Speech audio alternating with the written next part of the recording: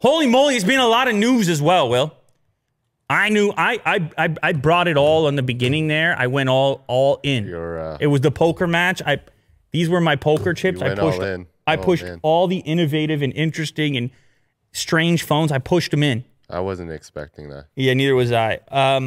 But however, there's so much that happened over the weekend, so many developments in news that we got a lot to talk about here today. Mm-hmm.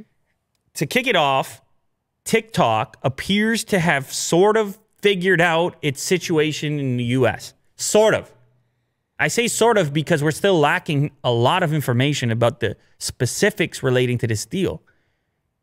It appears that Oracle has won the bid in the United States and Microsoft has lost it. Now, Oracle, the original rumors were around Oracle as a sort of team approach alongside other investors that were already invested in TikTok, Sequoia and General Atlantic.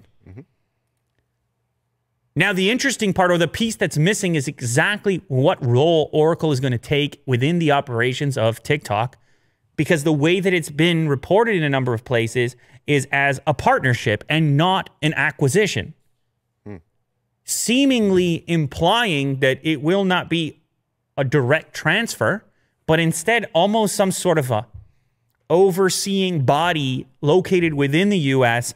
that the government happens to be okay with. Now, that piece is also getting a lot of coverage. The piece of the government happens to be okay with. And rightfully so. Because Ellison, the head of Oracle, does have a pre-existing relationship with Trump and I believe has hosted fundraisers in the past for Trump. There's a relationship there. And believe it or not, as far as personal relationships are concerned, there aren't that many between Trump and the various heads of mega Silicon Valley companies. But this is one of them. And this guy's this guy's got a few bucks. Ellison and Oracle. So we got the report previously. We're hearing that China would have rather had TikTok in the U.S. just die than sell it. Yep. That was a report came out yesterday, I believe. So you're sitting there saying, well, what took place to allow this to happen? So my head starts swirling around a little bit, as it would. Yours the same. Maybe the characteristics of this deal were able to satisfy all parties. Trump gets to satisfy Ellison, who's a pal, a supporter, a pal. I don't know if he's a pal. He's a supporter. Buddies. He's a supporter. And maybe he also gets to appease China to a certain extent because maybe inside of the deal is not this kind of sale, let's say, but instead almost some sort of policing that Oracle will do and have the wherewithal and capability to ensure that the security measures are met. Trump gets to do Ellison a favor. Ellison gets to cut a deal with those other investors that want to be in have some level of control or still be involved in the success story that is TikTok.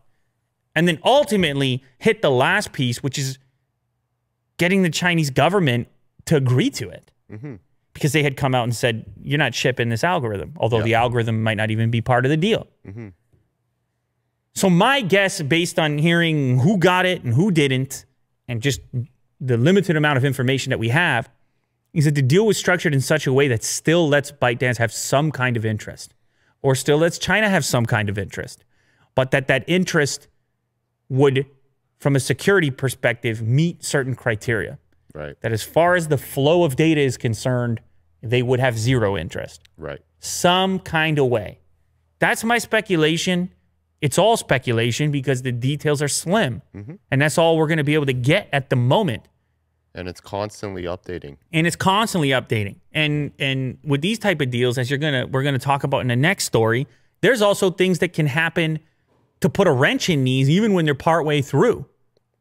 So this is the way that it looks for now. Plenty of details still need to emerge. And we'll be on top of it because that's what we do, Will.